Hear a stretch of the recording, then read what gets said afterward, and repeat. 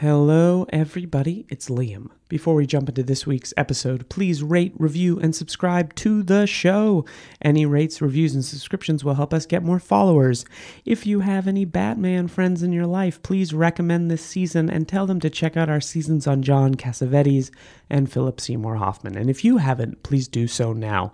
Our theme music is by Kevin MacLeod of Incompetech.com. Our art is by Sean Mannion, who directed Meme the Movie, now available on Amazon Prime, memethemovie.com, Uncle Sean on Twitter. Enjoy this episode.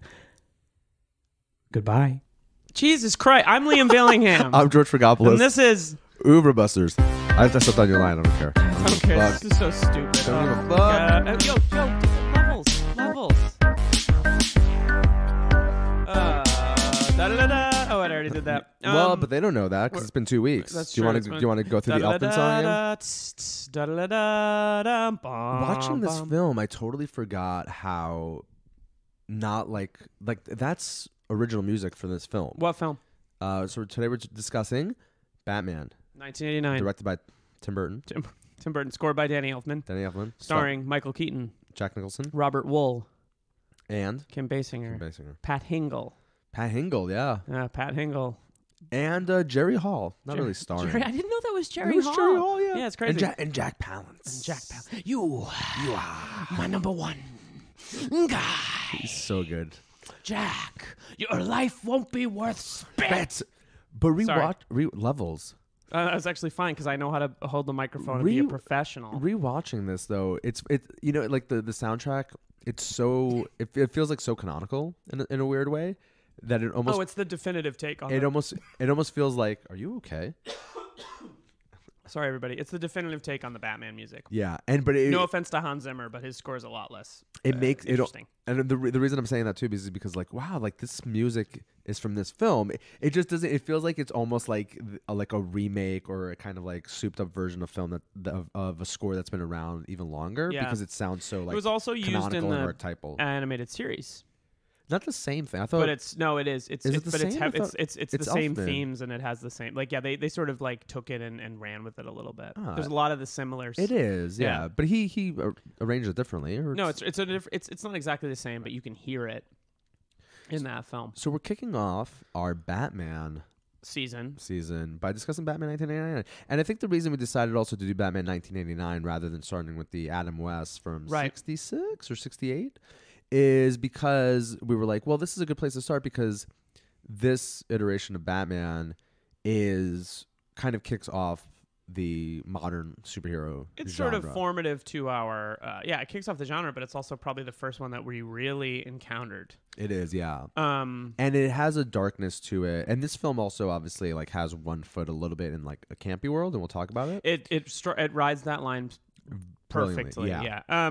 Just real quick, we didn't say this in the last episode, but Batman as a character first came around in 1939 in Detective Comics 27.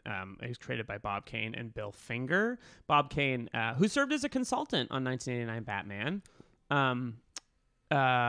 probably more closely. I hope he did okay. Closely associated with the character than Bill Finger. Bob Kane is always acknowledged as the creator of Batman.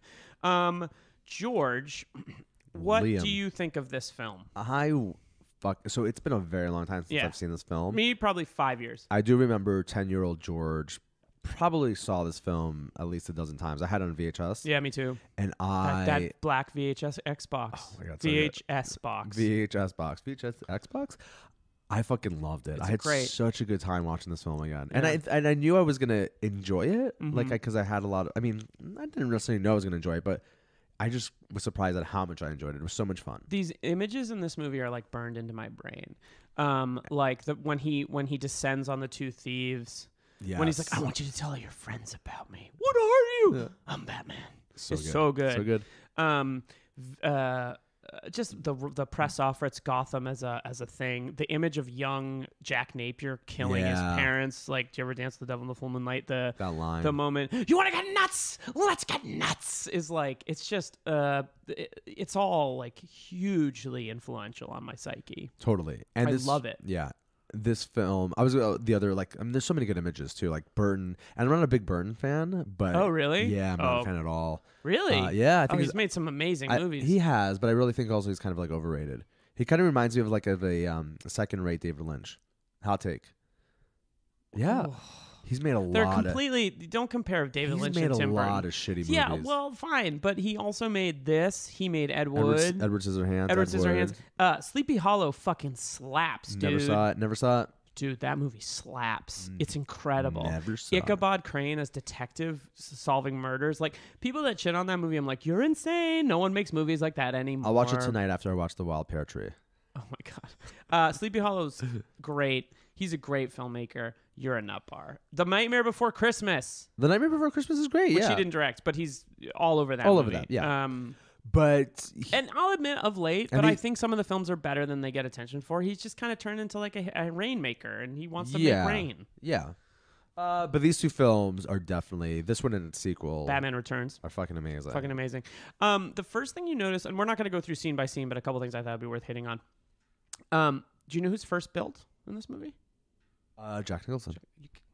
Of course. You got to get on the mic before you start. Jack Nicholson. Teaching George how to podcast because I'm not going to be in the room. I'm not going to be in the room. Oh, a podcast. A podcast. Jack Nicholson's Call first back to an earlier episode. He got $6 million for the movie. He wanted top billing. He wanted a piece of the merchandise. Yep. And the theory is he made something between $60 and $90 million. I saw that too. Fucking ridiculous amount of money. Second build is Michael Keaton. Did you know when the studio announced Michael Keaton, they got like 5,000 letters from fans. I thought it was 50,000. Something crazy like that, being like, this is a terrible choice, which I thought was interesting because toxic fandom has been around longer than the internet. And you know what you do, J.J. Abrams? You don't fucking listen to the fans.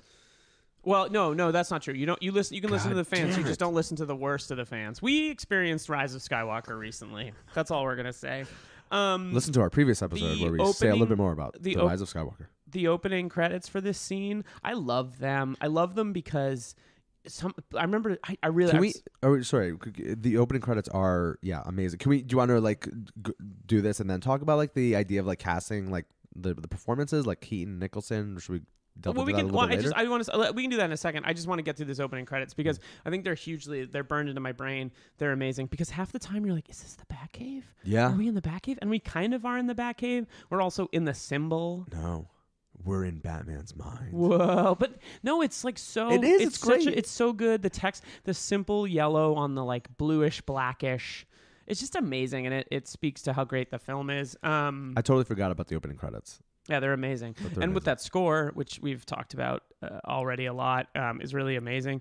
Let's chat about the performances. Okay, so maybe can we start with Michael Keaton because he's such an inspired choice. He's a great choice, and the reason he's a great choice is because he's such a better Bruce Wayne than he is a Batman. He gets better, if I recall, in Batman Returns as Batman. He spends more of the film as Batman in Batman Returns, but he is a great Bruce Wayne. Amazing. Why do you like him as Bruce Wayne? Because he does capture that intensity and the idea of like there's something seriously damaged and really dark about this person. Very it's subtle. It's subtle. Yeah. Unlike Jack Nicholson, who's also amazing. Jack Nicholson's amazing in this movie, but it's the best take on the Joker I've ever seen. He's at a 12 like from the get go. Well, what I love about him as Napier is he's not. He's just like he's a vain kind of lunatic. I love the scene where she's like, "Look, you look good," and he looks at her and he's like, "I didn't ask." So like, good. He's so good. And then when he becomes the Joker, it's just like, I imagine being on set because like so much of what he did in this film was improvised. Like the part when he goes and he like farts and runs out of the room. Yeah, improvised. Like he just did crazy shit. And I think he wasn't he only on? I also read this is on Wikipedia that he was on set or he wanted 3 weeks. And he also wanted everything to be filmed around like the Lakers. Your schedule, yeah. No, I don't think he really wanted to do the movie. I think I think this is what he's going to be remembered for. I mean, would I say it's my favorite Jack Nicholson performance? No, that's Chinatown. But I love Cuckoo's Nest. He's really good in too. Robin Williams was in talks for this part. A lot of people were. Brad Dourif, which would have been interesting, but much darker. In terms of people in talks for Bruce Wayne, Mel Gibson. Whoa. Yeah. So they were going for an anti-Semitic Batman. They wanted a Batman. They wanted? Dennis Quaid. I heard Pierce Brosnan. Pierce Brosnan was attached. And Tim Burton was really like, no, I want Keaton. and the studio thought it'd be interesting, and because they'd already worked together, I always assumed he on brought him from Beetlejuice. Beetlejuice, Yeah. which is he's also another so great good in that movie. Yeah, Burton movie. yeah, Actually, you fuck off. Don't fuck. I take everything back. No, I don't. Fuck. Okay, fine. Fuck Whatever. you, But Burton. it is true to remember that there was a time when it didn't feel like Tim Burton made like a kids movie every 3 years. Yeah, totally. Robert Wool as Alexander Knox, the reporter. He's good in this. He's good. There's something about his general energy. I think the guy gets a bum rap, but I also think he's annoying. I think he leans into that. Yeah, that's true. And Kim Basinger is Vicky Vale. Young Liam felt stuff. For 7-year-old Liam felt Vale? things about young Vicky Vale. I think actually, I feel like it was probably just sexism. She got a lot of shit for this movie. She's really good in it. No, she's like a perfect foil. She is, but watching this film now with a distance of 30 years, yeah, you do definitely see how she's a damsel in distress. Yeah, no, that's true. But I also think that like similar to Jennifer Aniston, I think Kim Basinger, which we talked about in our Philip Seymour Hoffman Along Came Polly episode, she's got better comic chops than people give her credit for, and she's genuinely kind of weird, and she's something made, weird about the character. Choices. She's eccentric. And makes interesting choices, and also she's a good actress. I feel like she did LA Confidential, and everyone was like, "That was a surprise," and I was like, "I wasn't surprised." That's what she won the Oscar for. Yeah, right? she's incredible in that. She's really, really good in it. And this is only, I looked it up too, this is only 3 years after 9.5 weeks. That's okay. So to kind of think about, and because this is what I was trying to think about, and obviously Nicholson should have gotten top billing because he was, out of the cast, he is the one that's the most established at this moment. Like, Keaton obviously has a number of films that he's already made at this point that have given him some kind of clout, totally. But he is like a relative, I mean, not to say unknown, but he's not fucking Jack Nicholson. He is not Jack Nicholson. He doesn't have that level of fame. This movie would catapult him to that level of fame, I would say. But the other thing that I would definitely say that it does is it also you see that reflected in Birdman, which this is kind of which is a meta commentary on this. Yeah, and not a movie I think is very good, to be honest. And totally outside this, it's interesting how at the end of the decade that movie won Best Picture. No one's talking about it anymore. It's nowhere I'm talking about it right now. It's nowhere near a list of like, Birdman. This was a great movie. Couple other quick things. Billy D. Williams. Oh, what a waste. As Harvey Dent. It's the second movie I've seen recently that he's been wasted in. Michael Gough as Alfred Pennyworth, who was a big Hammer actor, and Tim Burton loved him. Jerry Hall. Jack Palance as Carl Grissom. Yeah, we've talked about a couple of these. Tim Burton wanted to turn Billy D. Williams into Two-Face eventually. Yes. And I think that maybe would have been the third. So they were in the process, Tim Burton was, at least initially, leaning franchise. To make a third one. And apparently Michael Keaton turned down something like $20 million or $15 million, How much I think. money do you need? No, I know. I'm saying good for him, though. Right. That he was like, I don't want to do a third film unless like I'm comfortable and working with Tim Burton. But I was also thinking like, because there are quotes about Robert Downey Jr. There are... Yeah, I know exactly. Yeah. Fucking Dr. Dolittle. There are quotes about Tim Burton saying like, I wanted to turn Billy D. Williams into like Two-Face. And I think also at some point he explicitly talked about the fact that obviously, spoiler alert, like Billy D. Williams is an African-American actor. Hang on, let me check my notes. Yeah, beep, beep, beep, boop, boop, but boop, also, boop, boop, boop. Yeah, but he I is. was like, what a fucking amazing thing to do with Yeah. that character Yeah, to kind it's of make him as an allegory. Do you know like W.E.B. Du Bois' like concept of like double consciousness? Yes. Yeah. So to kind of like explore What is it? double consciousness. Well, the idea obviously they like to be an African American in American culture is to be possessive of like the double consciousness, the ways in which obviously you are constantly told like you belong and obviously excluded from. And also interesting when you compare him to his scene partners in most of this film, which is Lee Wallace, who plays the mayor, and looks so much like Ed Koch. It's unbelievable. Yeah. And Pat Hingle as Commissioner Gordon, who I think my favorite thing about the entire Nolan take on Batman is Gary Oldman as Jim Gordon. The younger he's and he's the best thing about his performance in The Dark Knight is my favorite performance in that entire movie. But it would have been it's such a like ruined opportunity, even though they do something interesting with Two-Face later. Also, Billy D. Williams is just so cool. He is. That like they'll be like, Mr. Dent, do you have any comment? He's like, no, I don't have any comment, dog. Like he's just so cool in this movie. He is cool, but he's only on. He's like he's only there for like a minute or two. He's not in the sequel, is he? No, he's not in the sequel. I think things changed. I think, I think maybe Burton saw the writing on the wall and was like, I'm going to make the wackiest movie I can. The performances are really great. I think it's also such a exciting movie in terms of the production design, which is the next thing I want to talk about. There's an early shot of Batman looking down on these criminals, and it's clearly animated. That's so really cool. But the production design in this movie is fucking amazing. They really lean into like the gothic part of Gotham City. So they were supposed to shoot it in Burbank, and this press scrutiny of the movie was so large that they moved it to Pinewood, and it took up like 18 stages. It was like a huge production. But yeah, they basically said there was a quote that I read on Wikipedia where the production designer, whose name I can't remember and I hope won an Oscar, said that they wanted to make a New York City with no city planner. So the whole thing just feels like desecrated by crime and all these things. It looks amazing. Every set is incredible. Like, it speaks kind of, one thing about this movie that is so interesting to me is one thing that people give Nolan credit for is making a movie that deals with the sort of politics of Gotham City in an exciting way. Right. But I think this movie does that pretty well too. Like, I mean, we should talk about what we think are like the central ideas of this movie, but I think that I like that Commissioner Gordon plays a major role. I like that the bicentennial plays like a huge part in where the story is going. Well, there are interesting, obviously, with a franchise like this, with a character like Batman, there are always interesting class kind of dynamics and issues. So the ending with the fact that the Joker is able to bring out like all these working class people with the promise of money is kind of interesting. And then gasses them. That's kind of interesting. As a kind of this false savior. Right. I mean, obviously, generally speaking, the one thing that always kind of turns me off about Batman as a character is the fact that we are, again, kind of rooting for a millionaire who beats up poor people. Billionaire, exactly. Who beats up poor, disenfranchised, mentally troubled people. But this film doesn't do that as much. It doesn't lean into, I think, the billionaire politics of Bruce Wayne. Although there are those moments in the beginning before he reveals himself as Bruce Wayne to Knox and to Vale, because they're at the house. Yeah, he has a party. And obviously they're walking around the house and they're totally taken by this amazing house. This was the house wasn't this the house that was also used in, or the castle that was used in fucking The Favorite? Yeah, I think it was. I think that's true.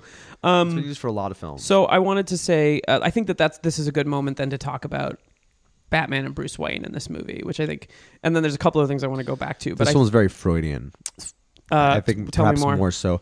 Well, again, I think what's interesting also about this film is that it begins very early on in Batman's career. Batman Begins? But that when the film begins, Batman's only been doing the vigilante thing for a month or so. There was 8 sightings in 2 months is what Knox says. So that it's very early on in him becoming the superhero. Right. But it's also, again, interesting to think about him paralleled, obviously, with the Joker, who also this is pretty much a Joker origin story. Yeah. I think that's true. I think that one thing that's very exciting about this movie is that Bruce Wayne is a real weirdo in this movie. Yes. And one thing that we'll talk about when we get further along, especially into the Nolan, is that I think you're supposed to, as an audience member, have a little bit of a remove from Bruce Wayne. Whereas with Christian Bale's, I feel like Christian Bale's Bruce Wayne, you're never, I mean, because he's a stand-in for Christopher Nolan, I don't know that you're ever meant to kind of question him. Mm-hmm. But in this film, I like how Bruce Wayne's kind of forgetful. There's a couple times where he goes in one direction to go to the Batcave, at least one point, and Alfred's maybe that way, sir, and he goes the other way. But I also love that dinner scene where he has Vicky Vale over their date. That's an amazing scene. And they're sitting across from this ridiculously long table. Can you pass the salt? Yeah, and it's such a great sight gag, but it's done so fucking well. Well, yeah, it's beautifully funny, and it also does a good job of it's one of the few Batman movies, including the Nolan films, where I feel the romantic connection and I think they have decent chemistry in that scene in particular. And they definitely have chemistry, the actors do. Yeah. But it's funny you should say that, because that was one of the, rewatching this, I was oh, I forget how quickly their relationship evolves. And I get why that it's bothers there. you? Yeah, because they go on one date, they sleep with each other. He kind of ghosts her, obviously, because he's Batman and he doesn't want to let anybody in his life. But it seemed like there's like this beautiful fucking like successful photographer, and she's totally enamored with this guy after like one night. And it's just that part of it, I was like, oh, this relationship felt kind of cheap. And also because, again, I think it's like so heteronormative. And because, again, like you need the love interest to humanize the character. And yes. I get, well, he's a big weirdo. I get why it's done. I totally get why it's done. And in terms of the narrative, it's successful. But rewatching it and again thinking about her as pretty much as like this damsel in distress, it just didn't. They have chemistry, but the relationship as the film narrates it didn't really work for me this time. Interesting. I believe it. I buy it. I think part of that is Kim Basinger's performance. I think she's pretty good. Great. One thing that I think, one of the reasons it works for me is because he's so weird and so distant and so removed from reality. Like, this is a very different Batman, because the Batman in the later films, his trauma is so much more pervasive to the character, and he's so much more, at least to me, like Christopher Nolan's, or I should say Christian Bale's Batman, like pretends to be a drunk playboy. There, you don't get any of that from this Bruce Wayne. He like in the Christopher Nolan ones, it seems like he's like he kind of wants the attention of the paparazzi, and he wants to kind of like be seen, because it's a great way to contrast what he does at night. Whereas like there's a scene in this film where Bruce Wayne just walks around the city of Gotham. It goes to a press conference. No one really knows what he looks like. Like when Joker sees him initially, Joker sees him initially in Kim Basinger's apartment, he's like Bruce Wayne, n'est-ce pas? Like, and then Keaton says most of the time, which is such a great line, because he's just kind of a shut down human being. Like, again, to come back to this idea of what is the performance, he's so much more oddly idiosyncratic as Bruce Wayne than he is as Batman. Like, his Batman isn't bad, but it's actually a very mellow take on Batman. Yeah. Well, he's like an everyman in a way that like Bale is not. Oh, I don't know. I mean, he looks like an everyman. No, Michael Keaton is not the most like. He's not. You don't. Well, there's an intensity to him that not every man possesses. But I mean, in the sense that, like, Bale in those movies is like, obviously, like, you know, Bale is like way more conventionally attractive. Mm-hmm. He is a babe. He's ripped in those movies. He's also been famous since he was like 10. Yeah. So there's a way in which he possesses like that version, that iteration of Batman. Again, like the Playboy stuff becomes way more apparent than it does with like this. He's also not, you never see Keaton like shirtless in this movie, which I think is interesting. Like, you never see like from the back, right? When he's hanging upside down. But you never like look at that guy's biceps. Exactly. Like, I also think that there wasn't the pressure to like, you have to do a year of physical training now to play a superhero in a movie, because they all ripped as shit, and you don't see that as much here. And also, like, the action in this film, whilst really good, the fighting is good. It's tame, and it's also like more a product of the time when they're so for example, when the bat plane crashes early, like later in the film, it's just 3 shots of it slowly coming down and hitting the ground. Whereas now it would be like, there'd be a cut every second. Like, I'm not saying it doesn't work. It actually, like, the kind of widescreen take on it works really, really well. It works because they're fucking like models. Yes. It's not CGI. And it's beautiful. It's beautiful. And it's sad that we now have like, I'm not going to shit all over all superhero movies now, but like so many of these movies now are like CGI gobbledygook, because it's cheaper than building sets and doing more interesting things with the camera. That's kind of a bummer. But yeah, he's just weird and idiosyncratic and forgetful. Like, there's the scene when Alfred calls him and he's like, Miss Vale's going to be 10 minutes late meeting you at the museum. He goes, oh, okay. And he goes, wait, I'm not meeting her today. Yeah, I love that. It's great because like he's kind of constantly distracted, and that's who the character is. And one thing that I think works so well about this movie, and I forgot about this, I don't know if you remembered this, is that Batman, whilst popular, was not in the national consciousness in 1989 that he is now. So the choice to have his origin, meaning his parents get murdered, be revealed through, to some extent, Vicky Vale's eyes, where she follows him go, and he puts a rose at like a spot. Yeah. And then she has her buddy Knox, the reporter, look into like the history of that specific corner, only to find out that his parents were murdered there. And then to see him. Then he has a scene with the Joker, which I want to talk about this scene where the Joker says, "You ever dance with the devil in the pale moonlight?" And that's what young Jack Napier said to young Bruce Wayne. So his parents' murder is revealed later in the film, which makes everything you see before a lot more interesting because you're like, what's wrong with this guy? Yeah. I mean, he's Batman and he's like a fascist that beats poor people up, but it makes for a more compelling take on the character. Like, I don't think I realized how kind of like smart that was for them to do that. The way they, and also, because you mean like a conventional film would have obviously started with that at the very, very beginning. Yes, and well, now that's what it. Dawn of Justice does, and Batman Begins does it in flashback, but it's pretty early in the film. Well, what's also really annoying about those later films too is that you've already seen that origin story. Like, who the fuck is going to the movie theater not knowing what happened? I think it's pretty essential to Batman Begins, and we can talk about why when we get there. But it's not essential to Dawn of Justice, even though I think that sequence is one of the best things about that movie. I also think it's worth noting that a big deviation from the comic book is that in the comic book, his parents are murdered by like a petty criminal named Joe Chill, which is what Batman Begins does. In no iteration of the comic book is the Joker the murderer of Bruce Wayne's parents. So that's something the film did. Yeah. And so I love the kind of like power, and Burton talks about this, the power struggle of you made me and I made you. Yeah, well, that's also the Freudian thing too, right? Where these characters, and that's what I wanted to say also about like the origin. Yeah. So the fact that, again, Batman's only been doing this for like a couple of months when the film begins, and the Joker also is like pretty much birthed at the same time because of Batman. Right. So the fact that they're like mirror images of one another is fascinating, and obviously the film plays on that too, especially at the end when the Joker says something like, "Oh, like I've taken off my mask, and now it's time for you to take off yours."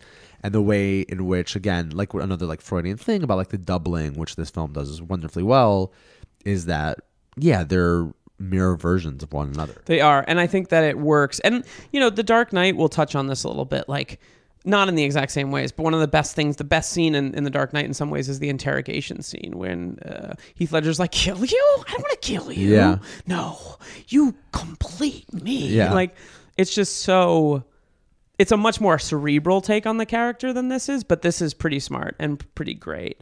I also like that the film touches on the idea, and you mentioned this before, of Batman and the Joker struggling for the soul of Gotham. If there's a compliment I can pay this movie that directly contradicts the later Nolan films, which again I think are great, is that it does a lot of the same things as the Nolan films without all the heavy. Oh no, this film is fucking hilarious. Yeah, it's too. very funny. It's also a great comic book movie. Like, there's a scene early in the film where the Joker goes to raid, or I should say Jack Napier, before he's the Joker, goes to Access Chemicals to raid it, and it's he's been set up by his boss Carl Grissom because Joker or Jack Nicholson is having sex with his with Carl Grissom's paramour, and this corrupt detective named Lieutenant Eckhart, who I love that there's a corrupt chubby detective. They do that really. It's just a good thing that they have in these Batman. It's like something out of Touch of Evil. There's a scene early on in the film.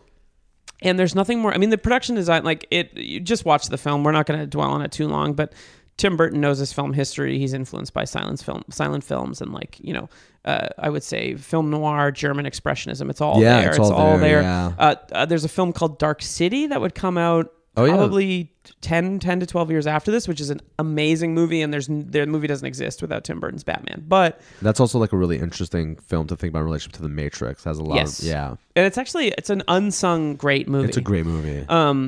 But there is a moment where Jack Napier realizes he's screwed, and he just starts pushing buttons and pulling handles, and like everything starts to explode and kaping, kaping, and you don't question it, but you're like, this is a great coming out of the machine. Comic book movie moment, like it's great. Well, Nicholson knows what he's doing, and he leans into it in the best fucking way. Yeah, he's amazing in this movie. And this film again like treads the line between, like, it has its feet in both worlds. It's campy in like the best possible ways, and it's dark in the best possible ways. Yeah, I agree. I also think there's something really great about it has set pieces. There's a scene at the Flugelheim. Do you know that it's called the Flugelheim? I do. I saw the sign. Which is the Gotham Museum of Art, where he comes in with his goons and they destroy all this artwork, and they're listening to Prince. The soundtrack by Prince is incredible. Amazing. And the funkiest paint you've ever seen. But I love also that how they go to that Francis Bacon painting. Yeah, and he's about to destroy meat it. on feather or something like that. And he's like, I no, like this I kind of one, like this. Bob. Yeah, leave it. So what did you make of the destruction of the art and the art museum scene? Because this is one thing that I totally forgot with this film about, like, Joker as an artist. Joker as an artist. I really love how this film uses art. I love how this film, more than that, uses media. I love how he interrupts news broadcasts. So his sort of central idea is that, like, he's an artist, but his art is a homicidal art. Yeah. And he's kind of has a manifesto about it. Like, yeah, it's amazing because this film doesn't lean on it as hard as, like, the Joker making short films in The Dark Knight where he kills people. In a weird way, like, and I like The Dark Knight a lot, but there's a part. When are we gonna get the version of the Joker when he's a podcaster? That's what I want to know. We did. It's Emperor Palpatine. Yeah, and I Rise fucking of love Skywalker. it when you said that too. You were like, I have a podcast. You're like, Emperor Palpatine's a podcast. The Dead Speaks, a new podcast hosted by Sith Lord Emperor Palpatine. You know, I have trouble in my day finding time to brush my teeth, and that's why I use Quip. Quip's easy remote access function. Who would his guest host be? This week we have Yoda. This week we have Kylo Ren. I don't want to do this. I don't want to do this. You suck, man. You're not my dad. Kylo, give in to fear and give in to savings when you buy from Quip. So fucking good. So I like that he interrupts news broadcasts. His big central idea is he's poisoning people through the mixing of different chemical products, and which is also a thought. Like, oh wait, is this film actually like criticizing the like pharmaceutical industry? No, it's not at all. No, I think it might be. It's not. It's not. That's like. What's also really this movie has police in it. Maybe it's anti-cop. Like you're not making a connection. It's not anti-cop. Which also but incredible, you're not just because something is referenced in a movie and is central to the plot does not mean it's a critique of it. Well, no, but I mean, the whole point is that these chemicals are like literally killing people. Right, but it's because he's poisoned them. No, I get that, but I'm saying, is there like a potential where the read that scene is like, oh yes, like this industry in of itself is automatically, let's say, a poisonous kind of destructive industry. Have you shipped 1 million of these things? Yeah, ship them all. This film's also about 9/11, which is weird because it came out in 1989. I'm just saying. Oh man.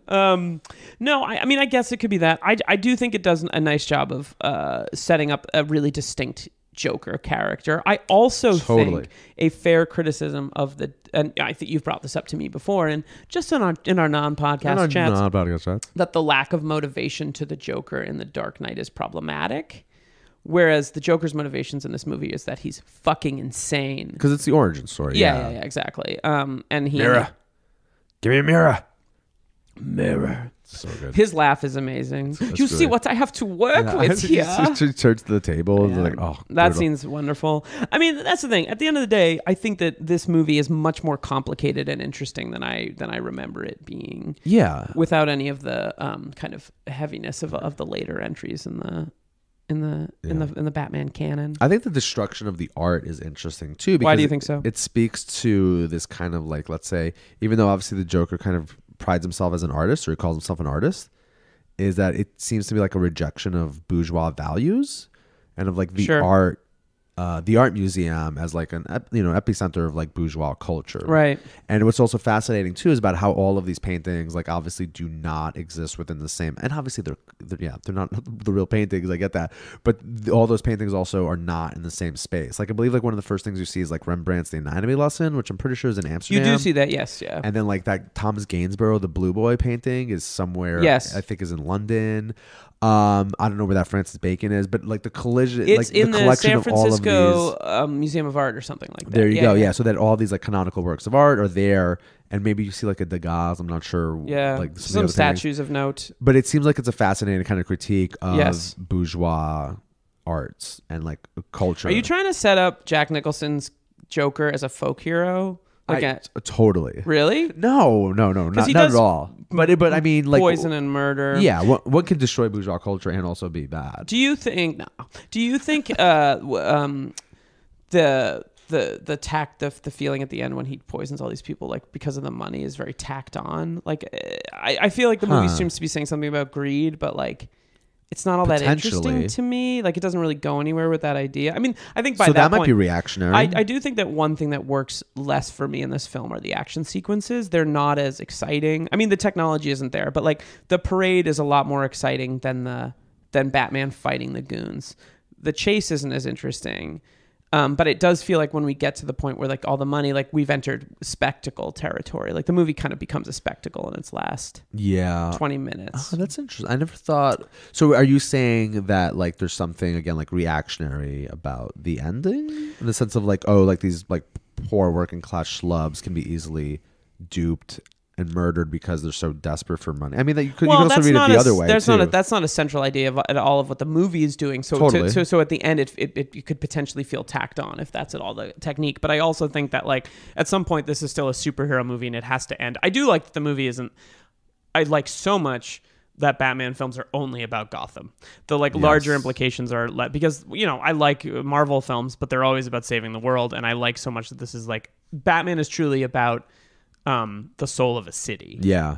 And I appreciate that about this. But yeah, I mean, maybe it feels tacked on, but I also think at that point in the film, we're into the action. Yeah, totally. And how the fuck does Batman miss the Joker with the shooting and with the plane and the missiles? I never understood that scene. It'd be interesting to do an episode where we look at the Batman Joker set pieces in all these films, because Christopher Nolan definitely watched this and was like, how do I do something equally cool? And the truck flipping over in The Dark Knight, like there's a lot of just the idea of this long street and they sort of confront each other from afar. But one thing that I think is really interesting about this film in terms of its ending is that I appreciate that the climax of both this and The Dark Knight take place in like sky, like high up in the air, and it becomes like a mano a mano kind of thing where Batman fights off his goons. And in this case, in that film, it's the construction of a Trump building. I think actually there's the building that they shot it in was a Trump building. But this film, I love that it's a fucking cathedral, and it takes place in the Belfry. Yes, completely. And also that's where you feel like the real gothic elements of the character come out. So like the gargoyle, like what is Batman? He's like an actual like living gargoyle. That I have bats in my belfry.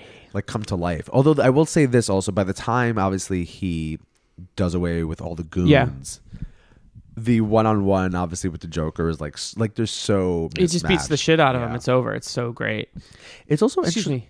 You ever Dance with the Devil in the Pale Moonlight? Such a great line. Punches him in the face. Just beats the shit out of him. It is interesting. Go back to the masculinity thing and think. I just thought about it again because of their confrontation at the end and how different they are in terms of like body types and wide range. Yeah. But like it's interesting to think about because I'm sure also like the Bale Batman costume has like the fake abs. Yeah. But to think about like the fake abs. This costume is all like, leather. Yeah, but also like it has the fake abs, right? I'm just thinking about like the presentation of that type of masculinity in relationship to like the bodies of the actor. Mm-hmm. And I don't really have anything well thought out to say about it, but just thinking about, let's say like, again, like you have this costume. Right. Like even just like conceptually speaking of like, I'm going to make this costume. I'm Bruce Wayne. What do I need? Well, it's got to protect me, but I also need to put like a fake six-pack. Right. Yeah. Well, he's got his symbol. Instead of it being like Kevlar, like really, I don't know. It's just there's like fingerprints on the costume occasionally. Like one thing it's a great movie, but it's a lot less sleek than the Nolan films. And also Batman's a lot less militarized in this movie than he is in the other films. Like he's a fucking like a single human military in the other films. Like it feels a little more like a DIY project in this film, but also this film leans real hard on the grappling hook and those kind of tools and stuff like that. Well, it's funny because a lot of the action sequences are just like, look at Batman just fly up in the air on this grappling hook. It's not like there's a lot of that. It's actually a backflips and things like that. A lot of that. Well, and also I don't think they had that in. I mean, the fights are simple and clean and whatever, but real quick. Can we jump back and talk about Let's do it. Keaton's monologue? You ever talking about my friend Jack? And then he ends with him being like, you want to get nuts? Let's get nuts. Yeah. Let's talk about that scene because it's a very low key. You might hear a heater going off in a minute. Just beautiful New York City heaters. It's a low key performance. It's an even more low key Batman. So when he kind of like his emotions get in charge of him, and I think it happens at the end when he kills the Joker, but also he flies off the handle in this scene. So good. And it's so good. And what are we to make of it? Watching it again, it definitely, well, obviously it's performative. So also right before he confronts the Joker, do you think it's performative? Is he trying to scare them? I think because he puts the thing, and he puts, like, I'm saying, like, he knows there's going to be a confrontation, and I think he welcomes it. So he's in the bedroom. They're at Vicky Vale's apartment. It's just Bruce Wayne and Vicky Vale. The Joker knocks on the door with his boombox henchman and Bob. Bruce Wayne walks into the bedroom, and he could, like, hide there, but he walks out. But in the bedroom also, he takes, like, a I don't know what the fuck to call it, like some kind of, like, dish or something. Yeah, that she has. It's like a serving tray, and he puts it under his shirt. Clearly, you know nothing of hosting. I do not. He puts it under his shirt, and then he walks out to the living room to confront the Joker and his minions. And this is where the Joker says, "Have you ever danced with the devil in the pale moonlight?" And then he shoots him, and obviously he doesn't kill him because he has, like, this serving tray, armor. But then he leaves. This is right before he'd planned on telling her he was Batman. Yeah. So I remember thinking about this scene and, like, oh, he planned it in such a way that he, like, knew he was gonna get shot. But now we're watching it again. It seems like he's totally down to just, like, fight without any thought of, like, oh, this is exactly what I have planned. Like, I'm gonna get shot. I'm gonna pretend I'm dead, and I'm gonna sneak away. Like, I think it's like a real confrontation of, like, let's fucking do this. Like, even me as Bruce Wayne, it's like where the mask kind of comes off. And I love it because he's such a lunatic in that moment. Yeah, it's great. Yeah, and I also just think it's nice for Keaton to have that. It's also funny, and, like, we're ignoring Keaton's comedic chops. I think of late, Keaton has done some amazing work. I don't like the film. He's great in Birdman. He's great in Spotlight. I haven't seen it. Oh, dude, I've heard it's good. People recently, there's comedic chops in that. No, but he's amazing in it. But when my point is more that, like, lately, I think he's been doing more dramatic stuff, and I think, like, in the 80s, he was Mr. Mom. He, like, did all these big things. Like, he just did some stuff that was really funny. He was Beetlejuice. Oh shit! I shouldn't have done it. It's like as bad as the time I said Candyman 5 times. Candyman. Oh no! Did you ever hear of? Is it Pig Lady? Pig Lady from Detroit. There's, like, a local like Detroit legend about the Pig Lady. Same thing. If you say her name, like, a couple of times, she comes out. True story. But yeah, it's just nice to have a moment where he gets to fly off the handle and be silly and kind of goofy. At the end of the day, this is a great movie. Let's briefly chat about the politics of the movie. What are your thoughts? Let's do it quick, because well, again, I don't think this film isn't as overtly, and I hate using that term because obviously every work of art to some degree bears with it a certain amount of politics. I don't know about that, but however it is you want to define politics. I don't think The Rise of Skywalker has politics. But I will say that, again, when I was rewatching this, I was like, is there any way to ever redeem a billionaire superhero? And part of me thinks, no, there isn't. Redeem in the eyes of who? Well, just in the sense, like, the billionaire should never be the hero. Okay. That's all. I can fucks with that. Yeah. So that the idea of, like, well, we're watching this film in which our sympathies are completely on the side of the billionaire. Okay. And though Joker is so good in this movie that you could make a case for him as the character you want to have win at the end of the movie. Maybe, yeah, exactly. Yeah. So, though Burton has gone on record to be like, this movie is about two freaks fighting each other. So I don't think Burton's sympathies are necessarily with Batman. I think probably his sympathies are with the IP.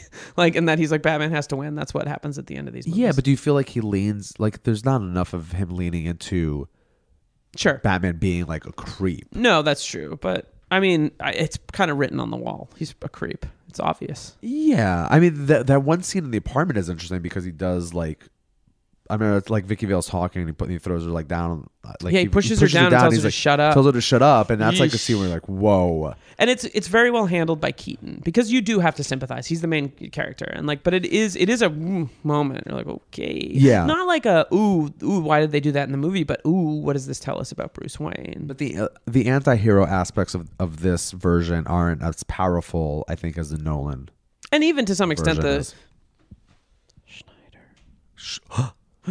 Schneider. Schneider. There is that Schneider. one really if you say funny Schneider line. six or seven times, you have to watch the Schneider cut. He appears and he ruins your franchise.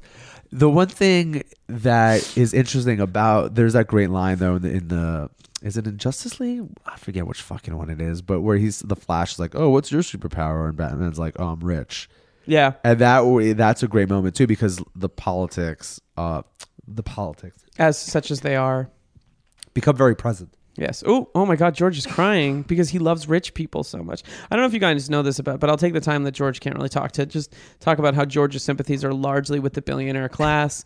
He's excited to vote for Bloomberg. He was really disappointed when Howard Schultz dropped out of the race, and I think his biggest criticism was probably leveled towards Bernie Sanders or Let's be Elizabeth honest, Warren. the real class war is against billionaires. Like they are the victims. Yeah, I'm going to post a little clip of that tomorrow on the internet. I'm dying. Okay. You okay? You in a minute? I'm dying. No, I'm good. So again, going back to like the moments of like the Joker's artist, or also thinking about like his relationship to chemicals. Yeah, that's where I also thought like, oh, there potential for this film saying interesting things about those aspects of our society as well. Also, like the cosmetics is like a drive for beauty. Mm-hmm. So there's like a kind of a critique, I think, there of like we're literally like killing ourselves with these products that we're using to make ourselves more beautiful. Like it's not a coincidence that, and this is also maybe potentially like misogynistic, that a lot of the victims in the film are women. Yeah, and also models. Remember, like two of the first victims of the, like, models, the chemicals are models. I think that there's. I don't know if I'll go as far as say it's misogynist, but I see your point. I do think there's something a little sexist in the portrayal of Vicky Vale, and that she's always screaming as a damsel in distress. But I will say that something that softens the potential politics of the movie are it's cartoony. I mean, it's a movie to be taken serious, but it's also production design feels like a comic book. Yes. So whereas Nolan's creates a film that takes place very much in the real world, and the problem with that is that when you do something that's let's not say realistic, but it exists in a world that we can. I mean, the Gotham in this film is production design. The Gotham in the Nolan films is Philadelphia, Chicago, and not Philadelphia. I'm sorry, Pittsburgh, Chicago, and those two cities. I mean, that's a huge part. And New York. Point. The third one is New York, which is interesting because the third one has more to do with like the epicenters of finance and stuff like that. It's interesting how it's three different cities, and New York is the perfect.